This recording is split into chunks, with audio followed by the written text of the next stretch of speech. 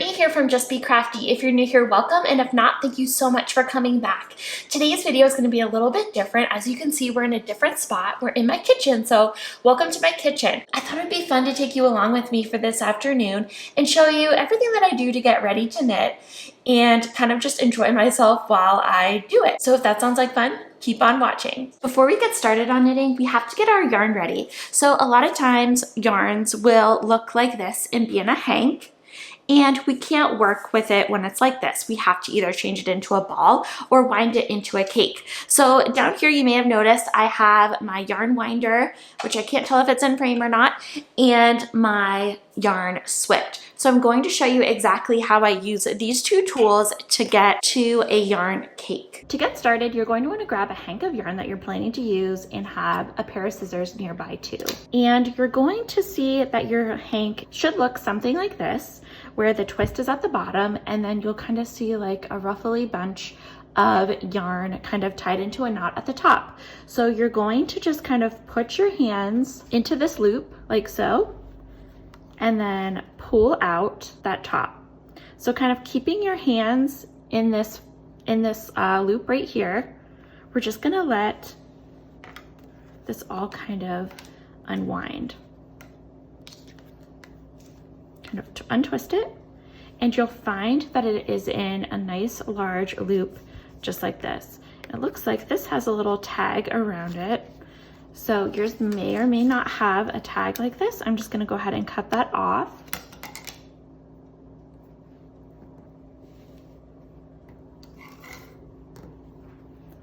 And this should be what you're left with. So kind of try to get yourself as organized as possible by kind of flattening out the yarn. And in this stage of the process, you just want to be as careful as you possibly can to not tangle your yarn. Okay, so you're going to have areas where you're gonna see knots in likely multiple places, and this is to help your yarn staying untangled. Try not to move your yarn as much as possible. Over here, you'll see that there's 4 strands going into one knot. So likely this is going to be where the start and end of your yarn is. So we're gonna look around for the other knots. I found one over here, and let's take a look at this one. Okay, so let's find the knot. And you see over here, this knot only has 2 strands going to it. So this is just a separate piece of string that are kind of wrapped around different sections of the hank to keep it from getting tangled.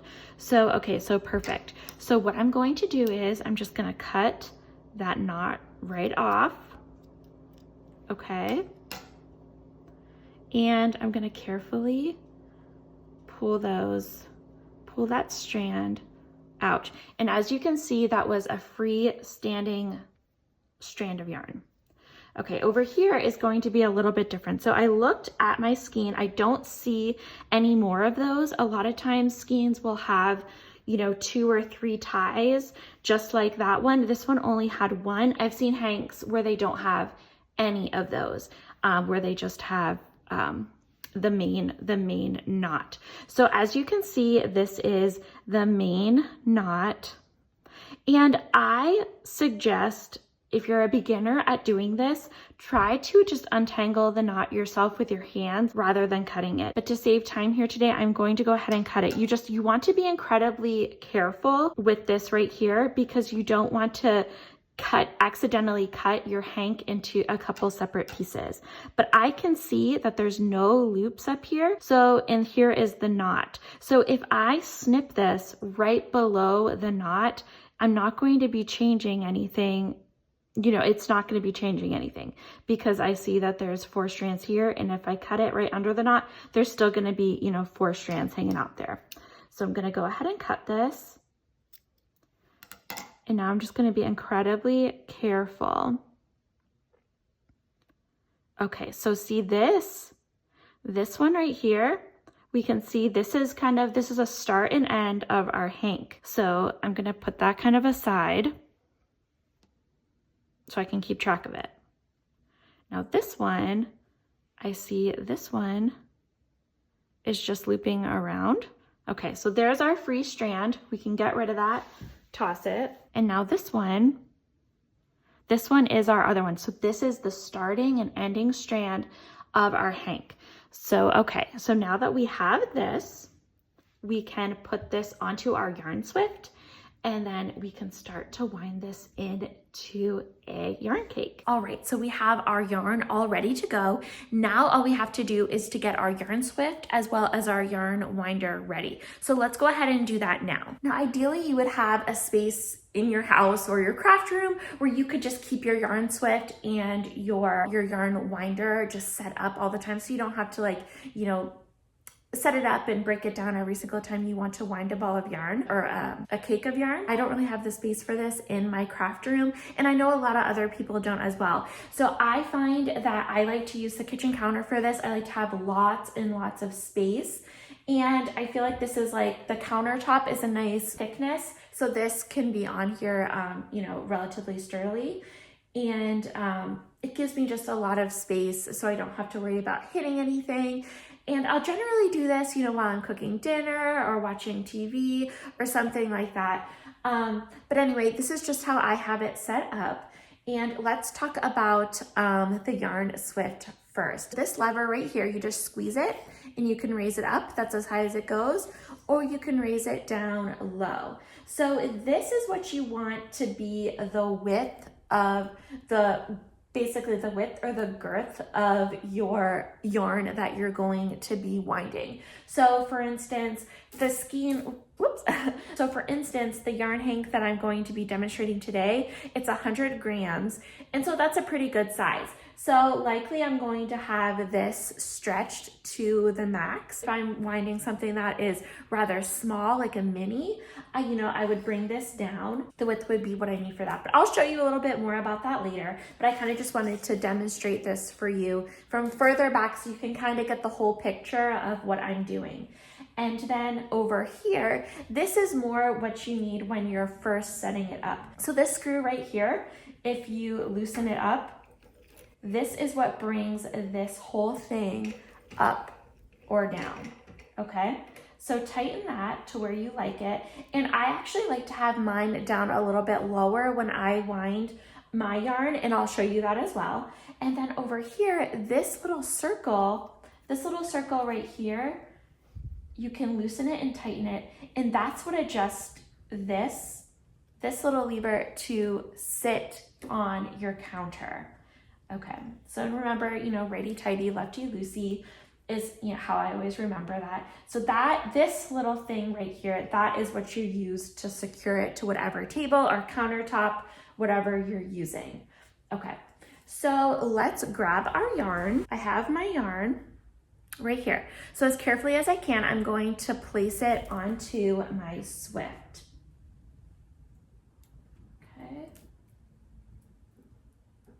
And sometimes I like to place it on half of it and then spin it around and place it on the other half. And if you need to, remember, you can adjust this as you need to get it to be the right width. So as you can see, my ends have fallen down. So just try to kind of organize your yarn, as best as you can. So as you can see, I have my two strands. So these are the starting and finishing edges of my yarn. Okay. So just kind of get this on here rather nicely and tidily, as tidy as you possibly can. So I'm just going to let my little ends sit here. And then now we're gonna look at the yarn winder. Okay, so right here is the yarn winder. This one is from Knit Picks, and I believe it's about 20 bucks, so it's very affordable. And this is a manual winder. And you'll see it right here, it shows handle turn direction, and it has an arrow pointing towards the right. So you always know what direction to turn your handle. So to get set up, you just, obviously want to find a countertop space. I have mine positioned about 2.5 feet to the right of my yarn swift. And so to get this secure onto your table or countertop, you use this screw right here to either loosen or tighten. See, it looks like this, and you just push it on, and you just use that screw to loosen or tighten as you need to fit your countertop or your table. So now that this is secured to our countertop, it's not going anywhere. Now we're ready to wind our yarn into a cake. All right, so now we're ready to actually take our hank and turn it into a cake. I'm so excited. Going back to our yarn swift, we're gonna kind of analyze our ends. And so typically one strand will usually be kind of more visible on the outer edge, and one strand will kind of be more going towards the middle. So see how this one is just like a little bit more difficult to get to? We're gonna make an executive decision here, and we're gonna call that basically, we're just not gonna worry about that end. So we're gonna throw that kind of down there, and we're only going to worry about this end. So as you can see, this one is a lot easier to get to. And so this is what we're going to feed into our yarn winder. So let's get started with that. Before we do, I like to bring this down just a little bit lower to have it level with the little feeder that goes into the yarn winder. And I'll show you that in a little bit. Okay, and I like to have that here. And it's super important that this can spin freely. Make sure it's not hitting anything. All right, so we've got our end that we're going to use, and let's get it over to the winder. Okay, so this is the little feeder foot that I was talking about. It's a little bit difficult to see on my gray countertop, but we're going to take our yarn, the end that we want to start winding with, and we're just gonna kind of feed that through. So I'll show you that again. So you just kind of, and when you have it in front of you, trust me, you'll be able to figure it out. So you just bring it, take your yarn, bring it underneath the first loop, and then bring it under the second loop.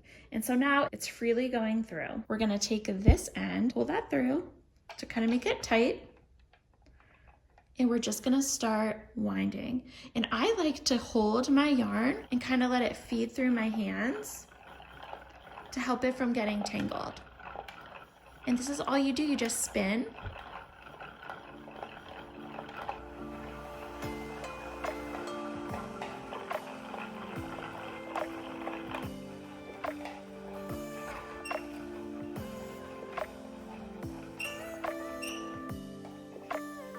Yay! Now we have our lovely cake. We've gone through all of our yarn, and now it's time to slide our cake off of our winder. So to do that, I'm going to hold this strand so you can see this strand. And sometimes, sometimes this does fall out. That's okay. You probably won't be able to pull from the middle of your cake if that does happen. It's no big deal. Then you'll just kind of have to, you'll have to go from right here. You'll have to knit or crochet from the outer one, and that's totally fine too. So now we're gonna I'm gonna hold this as I lift it off, and now you have a nice yarn cake that you can pull from the center. So no matter how you like to do it, you can pull from the center or pull from the outside, however you like to do it.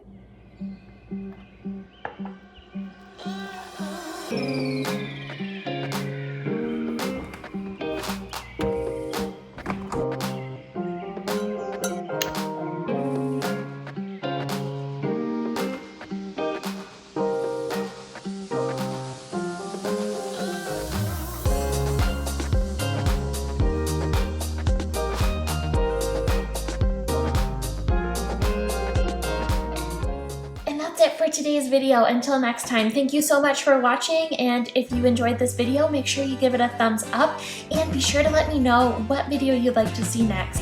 If you haven't already, make sure you subscribe so you never miss a new video. Thank you so much for watching. Bye!